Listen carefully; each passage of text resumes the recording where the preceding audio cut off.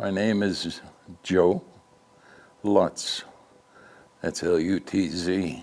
I was born in New York City, New York, in 1933. I attended school in New York, and this was during the Korean War days. One day, I and a couple buddies of mine, we were talking about the military and the Korean War. Well, we played hooky that day. We went down to the Navy just to see what is the Navy all about. 4 hours later, after we took our physical and our written tests, we brought home these forms for our parents to sign because we were only 17 at that time. And when I brought mine home, my oldest brother, he was drafted into the Army. My middle brother, he enlisted in the Coast Guard, and that left me home all alone. So when my father saw those papers and my mother, he said, like hell, I'm going to sign those papers. Your mother would kill me. So I was a little upset. And what he then said, he said, I got an idea. Why don't you go into the Naval Reserves? This way you'll be in the Navy, and you'll still be at home. So you'll be happy, Mom will be happy, everybody will be happy. And I said, that's a great idea. So he signed the papers for the Navy Reserves. I went in, and as soon as I turned 18 after graduation, I requested active duty. I immediately got a letter from the President of the United States saying I was going into the real Navy now, which I did. And my poor father, he received a lot of hell from that. Because now all three of us were in at the same time. And that was then the start of my Navy career. In the reserves, I was Naval Air. When I went active duty, I went through basic training. And at basic training, upon completion of basic training, I think, that turns a kid into a man, turns a man into a sailor, et cetera, et cetera. Now, upon completion of the basic training, I sat down with this Navy officer and he said, son, what would you like to be? And I said, well, I love electronics. I got a background in electronics. He said, everybody wants electronics. He said, why don't you become an electrician? He said, you'll get a good background in electricity, then you can overflow into electronics. I said, that's a good idea. He said, what type of ship do you want to go on? I said, I want a destroyer. I was a gung-ho kid, I wanted to go fight. He said, everybody wants a destroyer. He said, why don't you go for a destroyer escort? He said, it's just a little smaller, but essentially it's the same thing. I said, great, I want a destroyer escort. He said, now where do you want to go? I said, I want to go to Korea. I said, I'm ready to fight. So he said, okay, sounds great. Completion of basic training, my orders came through. I was an engineman aboard a Seagoing Tug, and I was stationed in Norfolk, Virginia. Now, how that came about, I don't know. But that was the start of my Navy career. As I said before, I wanted to become an electronics technician. I used to tell, while I was aboard ship, I used to tell everybody that I liked electronics. This officer came up to me one day and said, "Do you know electronics?" And I said, "Yes." He said, "Could you fix my television set?" And I said, "Sure." He took me over the house, his house, gave me Sunday dinner, and I fixed his TV set. And he sponsored me then to go to electronics school. So I went to Chicago, and 9 months of training. It was an excellent school. And what they had there, they put a lot of, this was all during Korean War, so they would put a lot of pressure on you in schooling, as I think every serviceman knows. Every Friday, we would get a written test. Out of that 9-month period, if you failed one test, you went back a class. If you failed 2 tests, you went back to the fleet again, and you were out. We started training, I think we had over 250 fellows. When we graduated with 26. So you can see how fast guys were dropping out. It was, as I said, it was very intensive training. The duty aboard the Seagoing Tug was good duty. After a while, you get used to it. The ship I was on, as you could see, was the USS Paiute. These were very large-sized tugboats. Our main function was to go with the fleet, the convoys, because a dead ship in the water becomes a target. So our purpose was, keep ships moving. If they got damaged, help them the best we can, etc. But we also did quite a bit of maintenance work, towing targets. In fact, speaking about towing targets, one time we were towing for these groups of ships. Now what they do is they line up in formation. One ship at a time comes to the firing line and fires at us, at our target. The target is like a big sled with iron on it and screens so the radar could pick it up. And that's out 1,000 yards off the fantail of the ship. Well, the mighty Mo,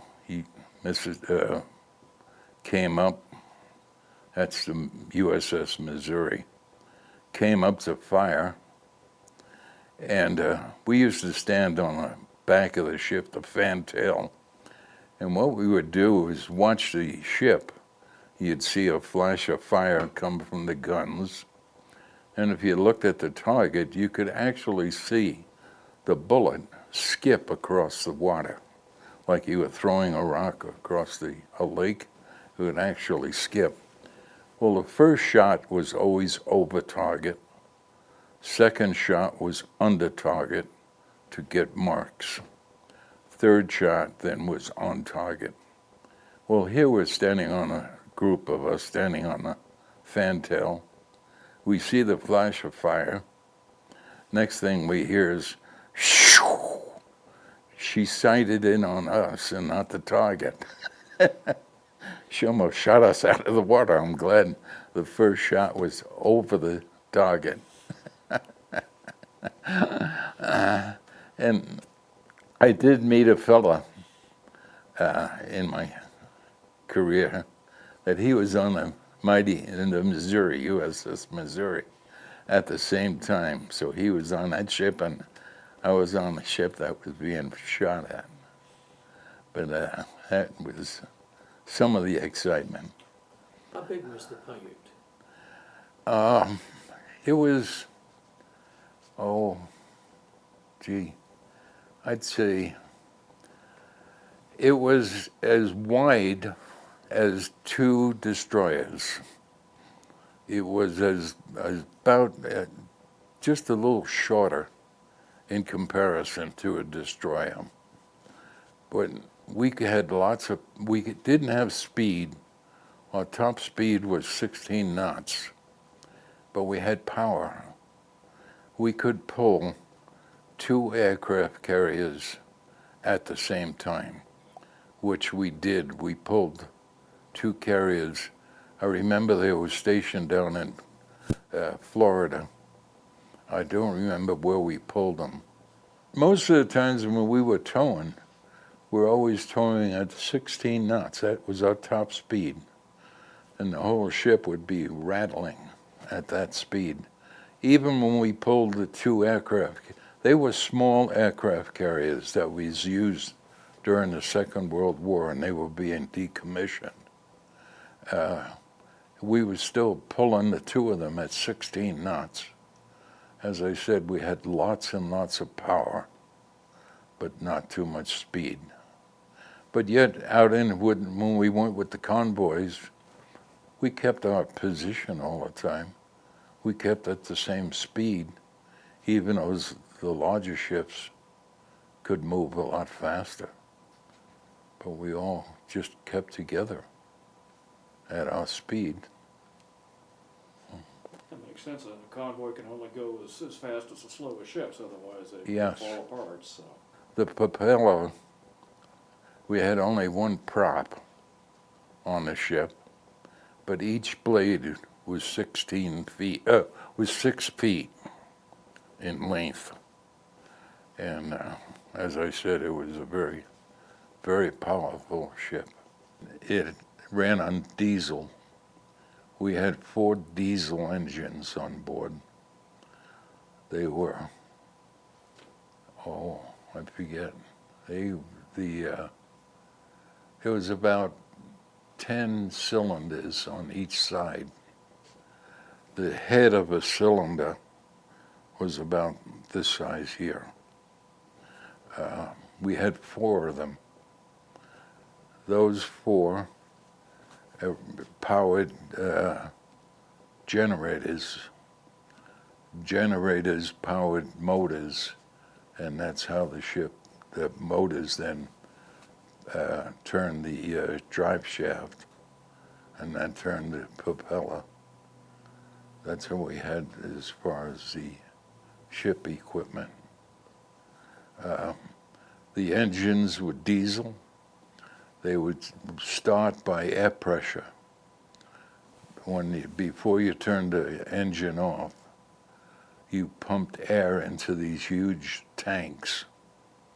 And then next time you started the engine, you started it with this air that was in the tanks. And when I was an engineman for a short period of time, I wanted to start one of the engines. And I asked this engineman if I could start one. Well, you had 2 handles on the ship. One handle fed the fuel into the engine.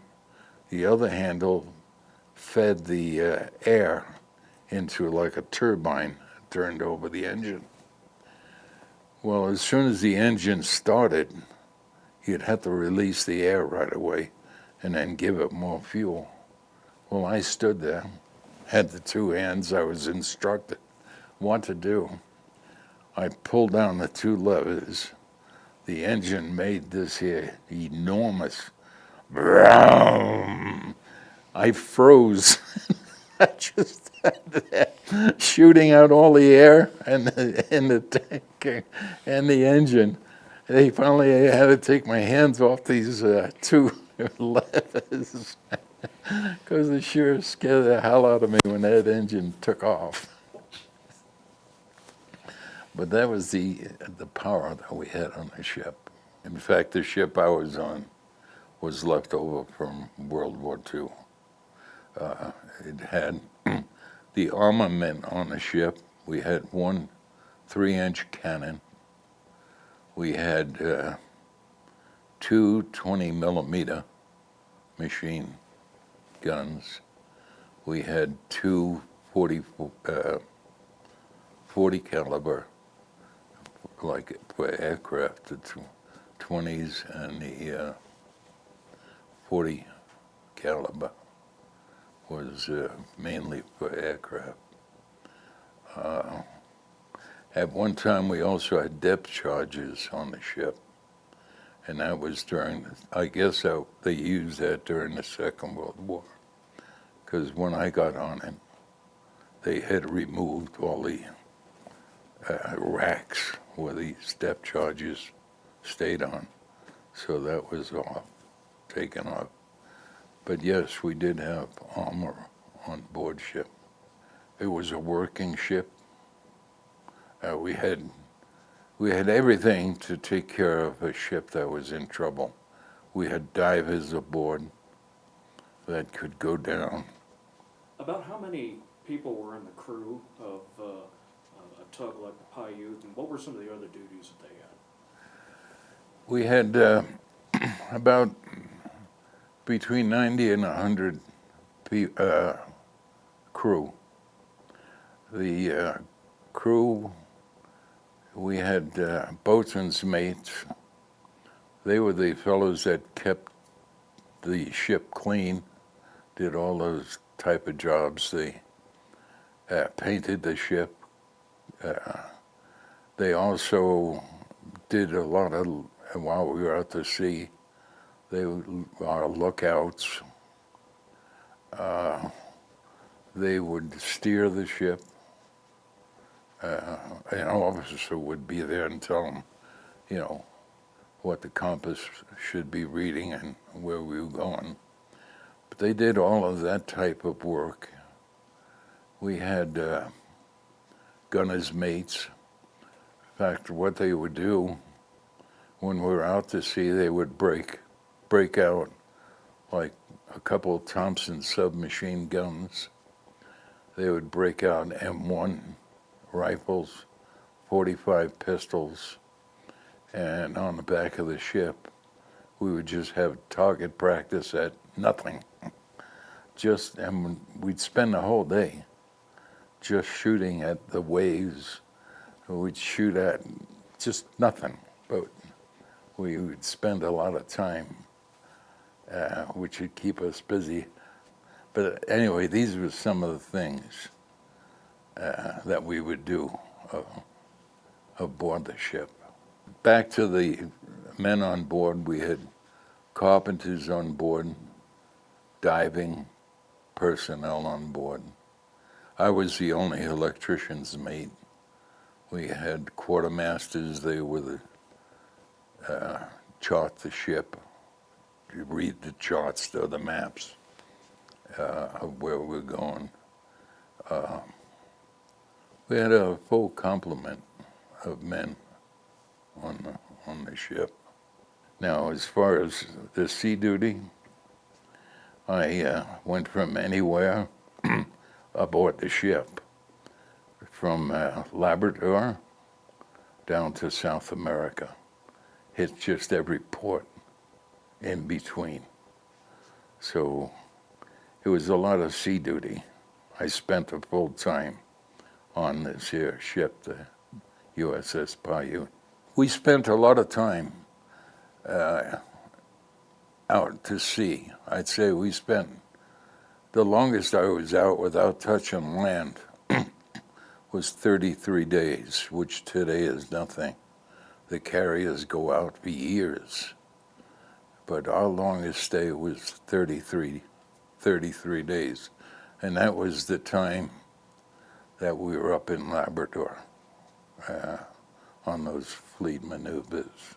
Being in the Atlantic Fleet, we never did get headed to Korea or anything. We were assigned to the Atlantic Fleet. So all our work was done in the Atlantic Ocean, as I said, anywhere along the shore. Now, we did a lot of towing of barges, of other like ships that were being decommissioned, things like that. We did a lot of towing of barges, at that time too, the Navy would give a lot of small ships like minesweepers And ships like that size, they were small, they'd give them to foreign countries, like Italy. Trying to think of some of the countries, and we would usually tow these ships to some port where they then, the foreign country would then take the ship over. You had quite a captain then. He had to be a really great captain for. He, they had to know a lot about towing, because there were signals, we had signal lights on the main mast. And there was, I think, 3 or 4, I don't remember.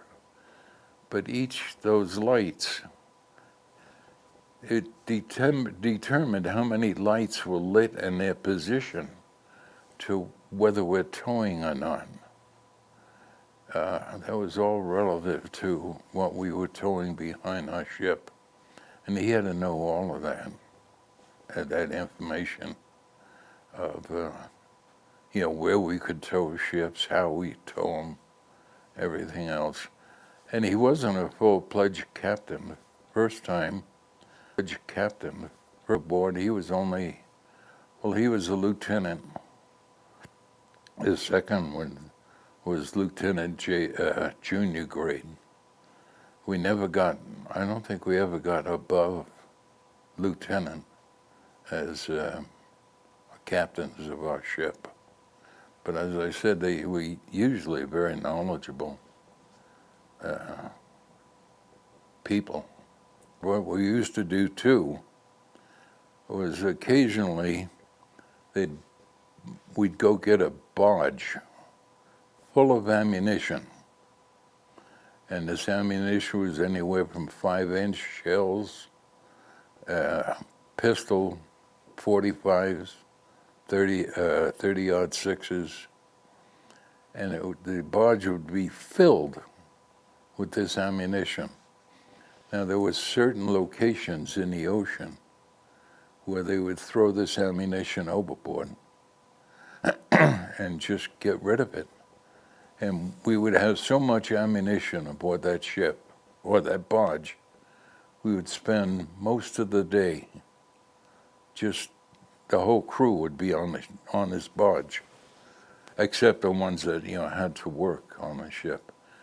We'd be standing there just throwing all this brass from the bullets, all live ammunition, throwing it overboard. But we'd do jobs like that. We also did a lot of diving jobs. In fact, we used to have we called it a small, like a launch, a small motorboat. And the divers would take that out rather than take the big ship if the diving job was pretty close to shore. On weekends, the captain would allow us to take that diving boat out, and we'd go swimming for lobsters that was in the water. We'd put on some of the small diving masks and that, and we'd bring in lobsters, and that's what we'd have for dinner that night would be lobsters. But we used to do that mainly on weekends. You get a bunch of sailors together, and you got to watch out. You got to beware. Our captain was pretty smart to that effect. Like one time we pulled into Haiti, and we saw, lots of women. We were out to sea for quite a period of time. And what did he do? He anchored our ship in the bay, broke out fishing poles, and we spent our time on the back of the ship fishing. There was another time when we went down to Colombia. As we were going up the river, here was a native village. The women ran around half naked. The men had burlap bags as part of their clothing, And we said, boy, we're going to have one hell of a liberty. Well, we're going to have fun here in this native village. Once again, the fishing poles came out, and we went fishing. Another time up in Labrador, we saw Eskimos. A storm was coming in. So they told all the ships in the convoy to seek shelter, go into the bays, rivers, whatever, to get out of the storm. We pulled into this river to get shelter, and we looked on shore, and here was an Eskimo village. And we wanted to rub noses with the Eskimos. Instead of that, the captain anchored us out in the middle of the river, broke out the long glass, that the Navy used to use, and the fishing poles. So each guy got a turn looking through the long glass at the Eskimos, and that's as far as we ever got to rubbing noses with the Eskimos. When we were up in Labrador, they were having fleet maneuvers up there. Well, the Navy had this little new landing craft, LCVP, which stands for Landing Craft Personnel Mobile. Anyway, this was top secret because it was supposed to be the top of the line. They lowered it off the cargo ship as they released the holding straps. It sunk like a rock. We spent the rest of our time in Labrador trying to find this thing. We never did, never found it, and they finally just gave up. Given that this was a relatively small ship, how did it handle rough seas? And if it was a really severe storm, did you have to go into a port or find somewhere to take shelter at that point? When we left Labrador, headed back down to the States again, we got in the tail end of a hurricane. Our ship was designed for rough water, and it had to be designed for rough water because if another ship got into trouble, we'd go out there and try to help them. And the waves, what a ship does when it hits rough water, it'll dig down into the water and then come back up again. And I remember you couldn't go out on the deck because the deck was underwater most of the times. But you'd look up and you'd see a mountain of water all around you because you'd be down in the bottom of the wave. And as the wave came up, you'd be on top of a mountain now, looking down at the water. And that's how rough the waves, I'd say easy 3 stories high. But we could handle that. In fact, 3/4 of our crew would be seasick from the rough, including the captain. He would be seasick from the rough water. But no, roughness did not stop us. In fact, it got so rough that in the convoy that was coming down on one of the tanker ships, cargo ships, it was a cargo ship, 2 men had to go out on the deck. Well, it was the second deck that they went out on. They wrapped rope around their waist, and when they were out, a wave came, broke the rope, washed them both overboard, and the sea was so rough that no ship could maneuver in it. they radioed all the ships in the convoy, keep your eyes open and see if you could see these fellas in the water and try to recover them, but do not maneuver for them. But that's how rough the water would get. They lost the two guys. They never did. Nobody ever found them. All the ships posted lookouts, and we were looking for them. On that training mission, we lost, what was it, 3 Marines and those 2 sailors. But they always count for accidents to happen. What happened to the Marines? They were making a landing to recover the Marines that were on shore. And they were coming into the land. They were on a landing craft. And somehow they got sideways. And this wave came in and hit the ship or the landing craft on the side and flipped it right over. And the water was so cold that they figured they only lived for about 5 minutes in the water.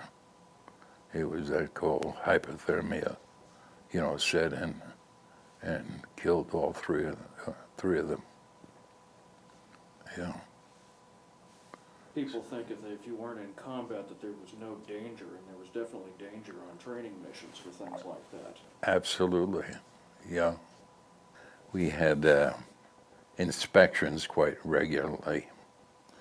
Well, you kept one set of uniforms for strictly inspections, and I had this set of whites that only used during inspection time.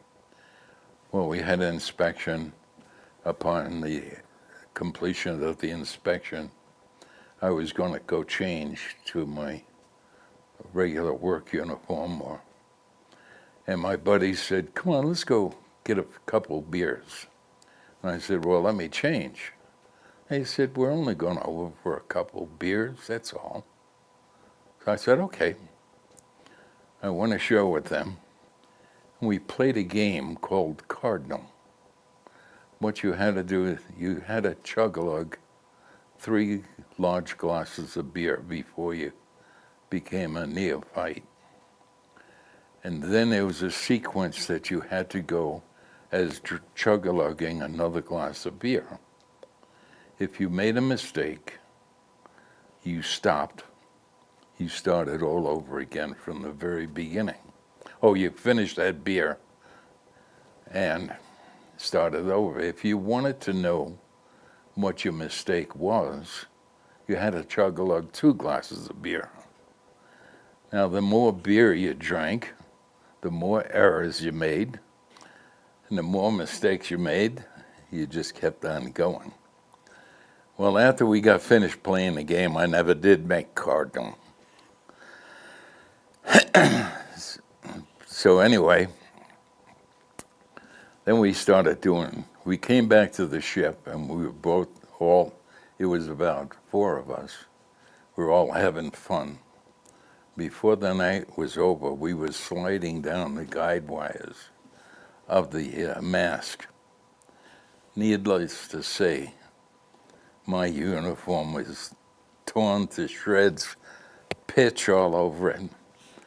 I had to throw that uniform away and buy a brand new one again to start all over again. Where were you when all this was going on? I was stationed, most of it was in Panama. I was down Panama for a year. I went through the Panama Canal 9 times. The first time you go through the canal, very interesting. The second time you go through the canal, you look for the things you missed the first time. The third time you go through the canal, you find a nice place to hide in a corner and go to sleep, because that was the Panama Canal. But Yeah, most of that was in the Panama Canal. One time, we found this resort on one of the islands off of the, it was on the Pacific side, but it was a resort. And we pulled into the resort, and we said, the hell with the lobsters. We're going to go on a resort and have ourselves a relaxation time. This one time we were sitting on like this sun deck, drinking our beer, looking out to sea, and thinking, what are we going to tell the old man when we come in without any lobsters? All of a sudden we look out on the horizon, here's a ship out there. We said, gee, there's another Seagoing Tug out here. None of us ever knew or heard of another Seagoing Tug. It was our ship. They got called out. And a good part of the crew was on this resort deck looking at the ship. The captain had to cancel that run or that trip because he had most of his crew was missing. But anyway, one time, another occasion, we were in Key West, Florida, and now we were heading back to Panama again. And again, my buddies said, come on, let's go have a couple drinks. Before we left, the officer of the day said, now guys, go have your fun, but remember, 4 o'clock in the morning, we're leaving. The Navy always left in the wee hours of the morning. So we all heard that. And again, we had a lot of fun, a lot of drinks. Well, I came back, went to bed. 4 o'clock came, and there was no waking me up. I was deep in a sleep. So what my buddies did to cover up for me, they picked me up and put me in a lifeboat. And that had a canvas cover over the lifeboat, and they covered my station for me so I wouldn't get into trouble. Anyway, now it's pretty hot between Florida and Panama. The rolling of the ship, the heat of the sun. I finally woke up, and inside this boat, I didn't know I was there. It was pitch dark. Through the canvas, I could see little tiny holes which resembled like stars. And I wasn't feeling too well. And I looked up and I said, this time I did it. I killed myself. I got so stoned, I actually killed myself. How do I go tell my folks that I killed myself? Anyway, it took quite a bit of time to lay there. I'd close my eyes, I'd open up one eye and look around and see if I was alive. Finally, I did wake up, and I crawled out of this boat, and boy, was I happy to see daylight. That's just some of my experiences while in the Navy. Now, that brings up another story. These foreign ships, they were allowed to have liquor on board. We could not. But being I was an electronics technician, a lot of times they would have problems with some of the electronic equipment, and we would go over. The first thing we would say is, do you have any beer on board? And that's how we would used to get paid off in. Also, we would go to these commercial fishing boats because they would have pretty good movies that Mother wouldn't want me to watch. And they would have booze. And this electrician and he would go work on their electricity. I'd work on their electronic equipment. And during that period of time, they would serve us no food, liquid. But anyway, when the old man or the captain got wise to this, and when we would go to those boats now, he would send the officer of the day with us, and the officer would tell him, very little booze, and in payment we'll take fresh fish. So we got messed out of the going to these commercial fishing boats. But in the Navy, or in, I guess, any service, you got to do things like that. That keeps your sanity and keeps the fun going of, while you're in the service. Another thing we would do while out at sea, we were good sportsmen, very good sportsmen.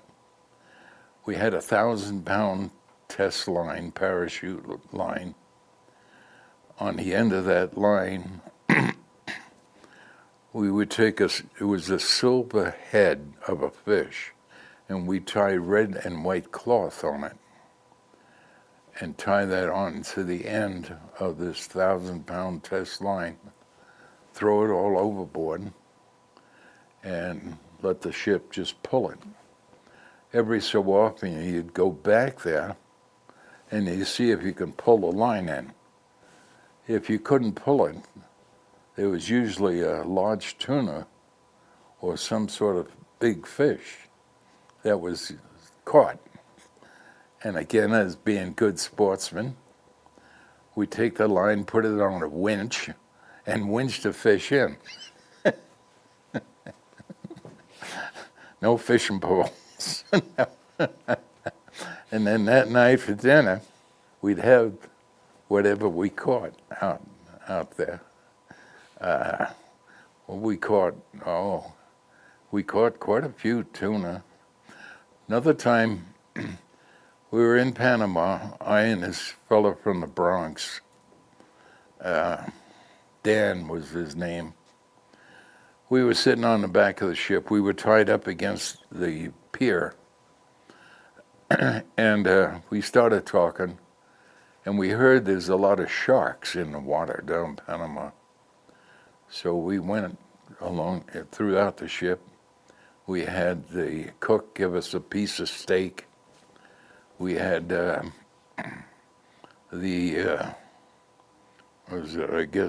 engine men. They made a fish hook for us. We got some more of that 1,000-pound test line. I took an empty coffee can and I made it into a float. And we threw it off the back of the ship. And we were sitting there watching this coffee can float around. Well, my buddy Dan, he decided he was going to take a shower. And I said, okay, I'll stay back here and watch the float, which I did. When I saw the float go under, I saw it come back up again. It went back under again. So I went to the back of the ship and I started pulling this line in. Well, as I got it, I'd say maybe 30 feet off the fantail, this shark come flying up out of the water. It was a big white. I'd say without a doubt, it was between 6 and 8 feet long. It was a monster. It jumped up out of the water and come back down. I dropped everything. And I called out, Dan, come here. He comes running out of the shower and he's got a towel wrapped around him. That's all that he has. And I said, pull in this line, which he started to pull it in. Again, when the shark came within about 30 feet, it broke water again, went flying up. He got so excited he dropped his towel and everything, and there he was standing out on the ship in his birthday suit. We tried to get this shark on board, but it was so big, we couldn't do it. They tried hooking him with grappling hooks. They even went to get a rifle. They got permission to get a rifle to shoot it, and then we could drag it around. And we tried drowning. You can drown the shark. If you take his head and pull it out of the water, drop it in, pull it out. Do this several times, you will drown the shark. We tried that, and I think the shark then finally got angry. Now this hook was pretty big, and it was made from 1/4-inch steel, like piping. He broke that hook like I would break a matchstick when he got to realize that, you know, he had enough. And instead of like a normal fish will immediately disappear, he made a big circle around our ship looking at us. And you could almost, you'd imagine, he was saying, I'll get one of yous in the water someday. You could not get a guy off that ship to go swimming for the love of money after that shark got away. But there were many, many sharks down there. In fact, when you would go fishing in Panama, you could not play a fish out. You had to pull them in as fast as you could, otherwise you became shark bait, and he'd just kill us. One day, we used to tie up to the pier, and a lot of times you'd have other ships that would tie up next to you or right behind you. And as I said, usually 2 destroyers were just as wide as our ship. Well, this one destroyer came in, and they had this here bulldog that was their mascot. And he had a full-dress Marine uniform on. It looked pretty, and the dog would just sit at the gangway. Well, we went to the old man and we said, if they can have a mascot, we want one.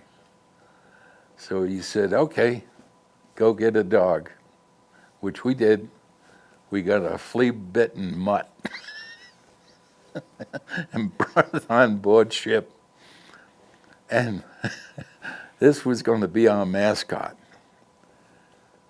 When we were headed to going out to sea, when that last line was thrown ashore, this dog got seasick. And all he would do is 4 legs would be straight out, his head would be laying to the side. We tried giving him steak, we tried giving him anything.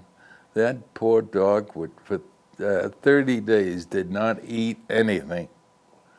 And no, at that time it wasn't 30 days. It was about 2 weeks or so that we were out. That poor dog was seasick until we got into port again. Then he livened up. We had to get rid of him. We couldn't have a mascot like that on board. As I said, it was good duty. I'm glad I didn't get on a destroyer. Destroyers are very regimental. You always had to be in full dress uniform. We would mostly wear jeans, dungarees with a work shirt on. When we went to shore, we were stationed in Panama for a year. We were allowed to keep civilian clothes on the base down there. And the reason they allowed us, because we were down there for a year, it kept the wild women, the ladies of the evening, it kept them away from us because they knew we were stationed there. They liked to hit the new ships that came in. So, but we were allowed, we're on a destroyer. They were always in uniform. You probably didn't have very much room, just as living quarters, and things like that. Kind of describe what the environment was, just being aboard that ship for a long period of time. Okay. We had two areas, this was below decks, for sleeping quarters. The engine men, the electricians, they had their sleeping quarter was like toward the front of the ship. The seamen, or electronics technician, boatswain's mates, quartermasters, gunner mates, we were more to the rear of the ship. The sleeping quarters, for a bed, you had a pipe on one side, you had chains on the other side, and you had made out of piping like a rectangular shape, and you had like a canvas that was tied or laced to this here pipe that went around. And that was stacked three high. The room you had, like I had a bottom bunk, I could put my arm like this. This would be laying on my mattress, and the tips of my fingers would be touching the guy in front of me, on top of me. And then he had as much room on that. And when you got into rough water, what you had to do, you'd take this arm, put it around the chain. You'd take this arm and put it around the pipe. You'd lock your fingers and lay your head on your fingers. That's how rough the water would get. And that's how you went to sleep that night, in that position. But after a while, you became accustomed to it, and it was just natural. The offices toward the first deck and toward the front of the ship, they had their sleeping quarters. They had separate rooms. The captain, he had a large room for him, but they ate in their area. All the seamen ate in this one kitchen area, or mess area. The food we had on board ship, we had a galley or eating area. The tabletops was steel, and you had to know how to handle your food because everything was served in a tray. If you were a newcomer on the ship would be rolling, rocking like this, okay, constantly. Well, you had to take that tray and get it in timing with the rocking of the ship. If you didn't, okay, your food, if you were out of timing, the tray would tip, the food would fall all over the place, and then you had to clean up the mess. And what the cook would do too, he was a little ornery. The decks were steel. He'd wax the decks before, so the newcomers on the ship, they would come out of the galley with their tray of food. They were trying to get into timing here, and they didn't know what the timing. They'd step on this here steel deck, and they'd go sliding right across and smack into the bulk. So you had to get what they called your sea legs. But when you first went aboard the ship, you had to learn. This was not something taught to you. You automatically learned it. We were close, so you made a lot of good friends. Everybody depended on each other. You got to know everybody.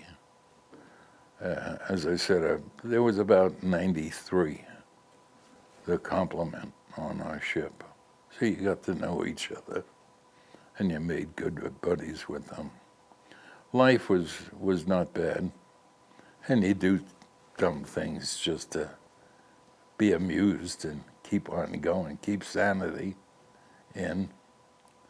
I had a little place up on the second deck where I had like a little radio shop in case I had troubles with any of the electronic equipment. On one trip, we had one kilowatt transmitter on the ship. And what the ship used to do, which Navy procedure, they had a radio station called Fleet Fox. And now I don't remember whether it was every half hour or hour. They had to send a radio message or weather message over this Fleet Fox. Every ship did that. And the Navy then knew the weather in that area. Plus they knew the ship was okay, and knew the position of the ship, etc. This would not be done during wartime. This was only peacetime, because the war ended while I was up in electronic school. But anyway, this large transmitter that we had, that's what they used, because that transmitter could transmit all around the world. It was very powerful. As I said, 1 kilowatt of power. And we had smaller transmitters for like aircraft or close-in communications. Well, my main transmitter went dead on me. And I tried fixing it. I worked on it 2 days without sleeping to try to get that transmitter back up, because we were not making any reports, not calling into Fleet Fox. And the Navy is very concerned about mutinies, the American Navy. We never had a mutiny, and they don't want a mutiny. So anyway, being we never called in, they were concerned that maybe we were going to go on a mutiny. But what they did, they looked up the records of the ship, of the personnel, and most of the personnel came from the New England states. So they figured if we were going to steal a ship, we'd probably head up in that direction. Well, they sent all the aircraft, the search planes, in that direction, and we were supposed to go into the Dominican Republic. From Panama, we were heading into the... Now, you'd think they would have sent a plane on the route that we were taking. They didn't. We were lost at sea. And finally, while I kept one of the aircraft radios always working while I was working on this big transmitter, and this one, during the evening, every so often I would give out a call. I told the radio man to go to bed. I'll sit here as I'm working, I'll go on his radio and put out a call, which I did, and an aircraft picked it up. And I went and got a radio man, and he came back up. And then he made contact. Then the airplane made contact with the base. But we were lost at sea, I think, for 3 days out there. In fact, when we got to the Dominican Republic, the old man had to go into a captain's launch, which was a boat, had to go to shore, get on the telephone, and call the main base and say everything is okay. Modern Navy. I'm thinking it's kind of interesting. You're talking about you don't have a radio there. You don't have a backup radio either, do you? Not a powerful one, no. Just one. As I said, it's a small ship. The other ships, according to the size, they had a lot more radio equipment. But we were when we got into port, we worked on that radio or that transmitter for several days. We could not get it working again. I rebuilt the one section. I rebuilt it completely. The way we fixed it, this one radio or technician said, let's just scrub it down with soap and water. That's what we did, and that's what fixed it. So what evidently happened, a lot of fungus and mold would grow in Panama because of the moisture, the jungles. And that's all we could think of is like the coils in there got this here mold on and was shorting out. And that's why we couldn't get the radio. I was in, changing components. I thought one of the components went bad, but no. It was this mold that got into our radio. Yeah. But as I said, we were lost for 3 days. You look for something technical. Yes, yeah.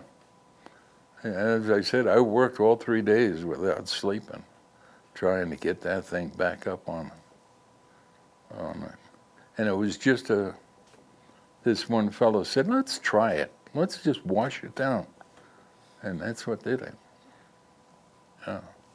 In Panama, the jungles, it rained every day except 3 months out of the year. 3 months out of the year, it did not rain. Otherwise, it rained every single day in Panama. And so everybody would get mold. If you took your clothing off, and you sweat under the arms, you'd have to air your clothing out. If you didn't do this, and you just folded up your clothing and put it away, the next morning, you'd look at your blouse or whatever it was, and under your armpits where you'd sweat, it would be like black, and the mold would make your clothing just fall apart. It would just sleeves would just fall off. But that was the mold down there. But you went from Labrador to Panama. You had quite a change of weather and conditions. Well, and this was different times. Like many months in between. Did you have favorite ports, and did you have ports that you absolutely hated to go to?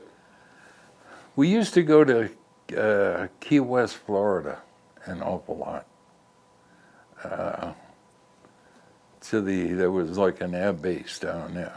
We'd pull into there. We went to Guantanamo Bay in Cuba. At that time, Castro was just getting started. And so if you got to Cuba, you had to be stationed there for 30 days before they'd let you go into town. Otherwise, you'd stay on the base. But that was a huge military base. They had everything on it. Different clubs, barbershops,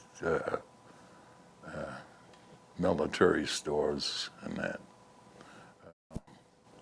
On our ship, the only time we'd carry a lot of food, stuff like that, but you couldn't buy anything.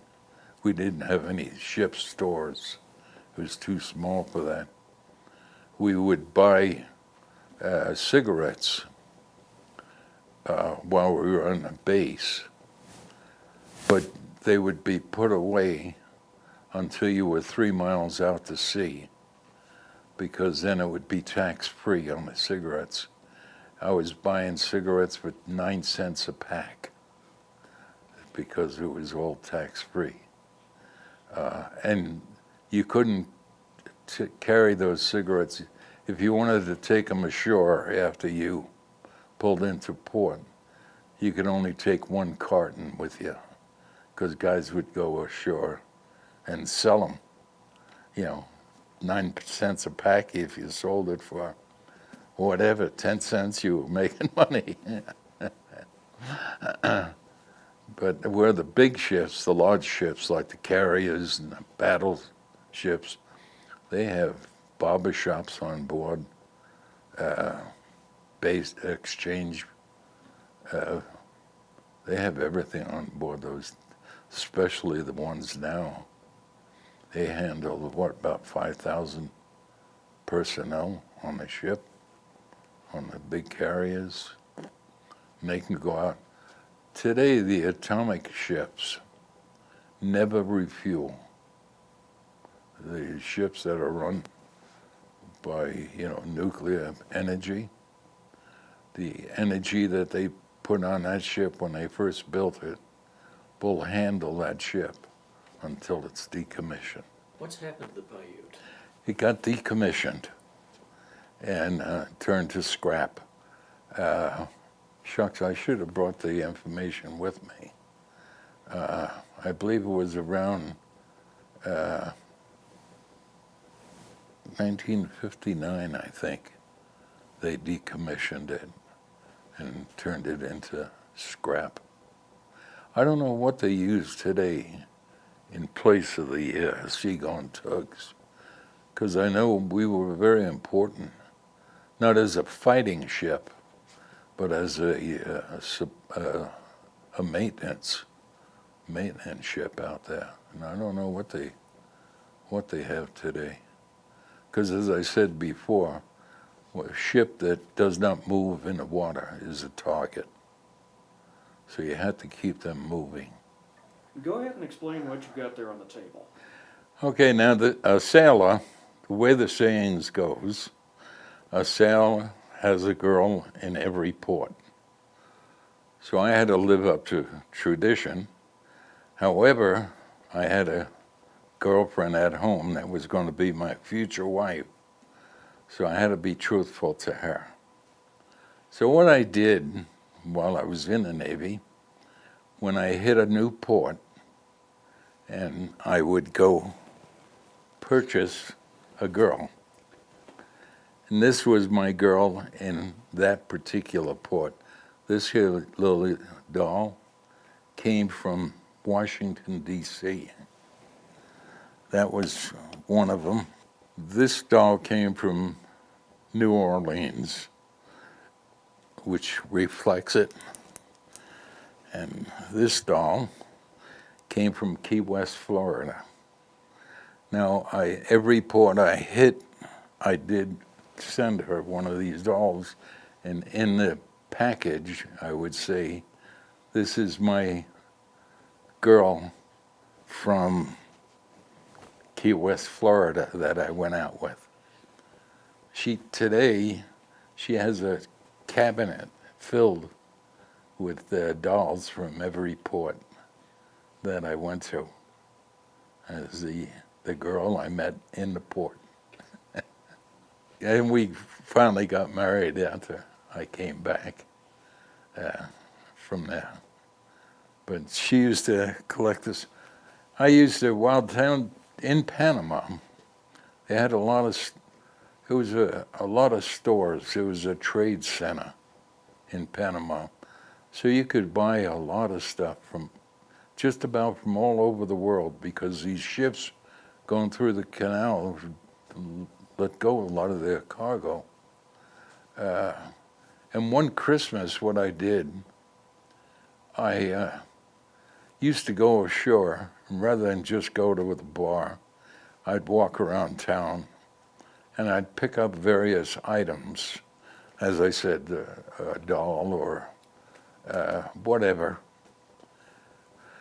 This one year, I spent Christmas in Panama. So what I did for her family, I bought everybody in her family a Christmas gift from Panama. And I made a great big box. This box was about that square and possibly about that high. And I packed everything in there, because we could send it through the military for free of charge. Well, on the outside of the box, I said, "Do not open until Christmas." And I wrote it in great big letters. I sent the box through, and it arrived. I sent it early. So it arrived, I think, the beginning of December. And they saw on the box, her and her family, "Do not open to Christmas." Well, they had a vote that whoever voted to open the box, if they had more votes, they opened the box, even though it said, "Do not open." And they voted, and it said, "Open the box." Well, as they took the wrapping off this great big box, outside of the box, was huge letters, and it said, "Stop. I said do not open until Christmas." They got a big kick, but guess what? They still opened it. And that was a Christmas gift for, her family that I had sent from Panama. They got a big kick out of it. When did you get out of the Navy? Or did you consider staying in? I was during around the middle 50s. As I said, half of my enlistment was during the Korean War, and the other half was when the war ended. I stayed in. Well, I was active duty for 3 years, and then reserve duty for 1 more year. The Navy did want to keep me in because electronics technicians at that time were very valuable to the Navy. And one day when my discharge was coming up, I was getting discharged from Panama, and the old man, or the captain, called me in and asked me if I'd like to stay in the Navy. And I said, no, I'm ready to get out. And he said, "I'll tell you what I'll do." I told him I wanted to get married. He said, "Get married. I'll give you 30 days leave. Get married. Bring your wife down to Panama. I'll have an apartment set up for you on the base." And I said, "Well, I want to go to schooling too. I want to go to school." He said, "I'll send you to any school you want in the Navy, and I'll give you a second stripe." And I looked at him and I said, "Captain, this man's Navy doesn't have enough schooling, enough of anything to keep me in. I want to go home." And I left. But prior to leaving, we found out, like we were in a foreign port, they would send you back to the States for discharge. Well, what they would do is, anyway, from Panama, what we found out, they'd put you on a ship, take you out to Brooklyn Navy Yard, and they'd let you go 30 days early, because the ship, going up to New York, it was Brooklyn Navy Yard, and Brooklyn Navy Yard then would keep you for the remainder of time, so you had 30 more days. Well, I found out that if you got discharged from Washington, D.C., you could fly from Panama to D.C. In D.C., within 3 days, you would be discharged. So I went to the yeoman one day, and I said, "How do I get discharged from D.C.?" And he said, he was in what they called the yeoman shack. It was a small office way down in the bottom of the ship. He says, "How do I get a radio down here?" And I said to him, "You get me to Washington, D.C. They were given the regular Navy guys, not the reservists, 2 months cut on their enlistment. And I said, I want that 2-month cut. And also I had 2 sets of uniforms. One set when I was in the reserves and one set when I was in the regular. I said, I want the records to show that I have only 1 set of uniforms. He said, you get me a radio and I'll get you what you want. Well, I took parts from my supply. I built him a radio. And I wired it in. I installed it in his yeoman shack so that he could listen to the radio. And sure enough, I left the Navy 2 months early, and within 3 days, I was out. But this is the way you had to work deals. I was born and raised in New York City. I lived in New York until the time I went into the Navy. Upon being discharged, I went back to New York. But I never did like New York City. I always felt that when the stork dropped me off, he got his markings wrong, and he landed in the wrong place. And being in the Navy, and I saw what was outside of New York, I always wanted to leave. So when we finally, one day we were at a wedding, a relative's wedding. While her and the family, I was married at that time. We were all sitting around. I said, guess what? I'm moving to Colorado. And they, oh, yeah, sure, yeah, oh, that's nice. Well, it was a couple months later, we sold everything in our house. We only kept personal items. And it was Memorial Day. We got in, I bought a pickup with a camper, and we headed west. We took the northern route all the way out to California. We drove down California, headed back on the southern route to Colorado. And I liked Colorado. And that's where we ended up. And that was over 45 years ago. We've been out here in Colorado. But anyway, now as the museum, what they have in June, I don't know if they had it already or not, what the Veterans Museum would do is they would retire American flags. The way you retire a flag, you do not throw it away. What you do to retire a flag is you separate the stars from the stripes. You have 2 barrels with fire in there. The stars are put into the 1 barrel, and the stripes are put into another barrel to destroy it, not destroy it, retire it that way.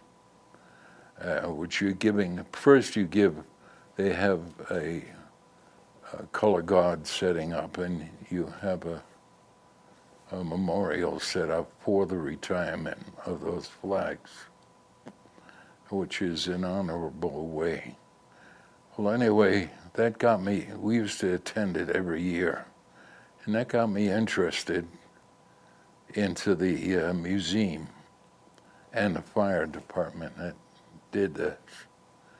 And then I came over to the museum one day, looked around, and I was sold.